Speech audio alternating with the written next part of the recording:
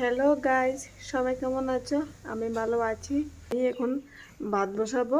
আজকে সকালে রান্না বান্না হয়ে গেছে। সকালে ভাতও রান্না করেছি, অল্প ছোটোটা ডেকচিতে রান্না করেছিলাম। এখন আবার একটু রান্না করতে হবে, 2টা বাজে এখন। আজকে কী কী রান্না করছি সেটাও তোমাদেরকে দেখাবো। আর আমার ঘরের পেছনে কি সুন্দর একটা দৃশ্য তোমাদেরকে দেখাচ্ছি। ঘরের জানালা আর ঘরের পিছনে আমাদের বাঁশবাগান আছে। যদিও আমাদের বাঁশবাগান নয়, অন্যদের। আমাদের ঘরের পিছনেই আছে। আর বাঁশবাগানের ভিতরে আছে পুকুর। পুকুরটা দেখা যাচ্ছে না। আগে জায়গাটা ভীষণ পরিমাণে অন্ধকার ছিল।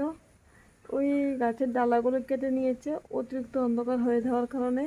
আর এখন ফরেস্টা আছে। আমার ঘরটাও এখন মোটামুটি আলো পাচ্ছে, আগে ঘরটা অন্ধকার থাকতো। যাই হোক, আজকে কী কী রান্না করছি সেটা তোমাদেরকে দেখাই, ঠিক আছে? মোবাইলটা রেখে আমি ভাত বসিয়ে দিয়েছি। ভাতের এখন উচ্চারণ আসবে। ডিম 5টা রান্না করেছিলাম, তার মধ্যে একটা মেয়ে খেয়েছে সকালবেলা, আর আমরা 2জন এখনও খাইনি, দুপুরবেলা খাবো। আর একটুখানি ভাত আছে, সেটা তোমাদেরকে দেখালাম। এটা হলো শুটকি দিয়ে বেগুন দিয়ে রান্না করেছি, সেটা খেতে দারুণ হয়েছে। আর চাল কুমড়ো রান্না করেছি, নিরামিষই রান্না করেছি। ঘরে আজকে রান্নার কিছুই নেই। স্বামী বলেছে বিকেলবেলা বাজার করে আনবে। আজকে আবহাওয়াটা সারাদিন শুধু বাতাস আর বাতাস ছিল।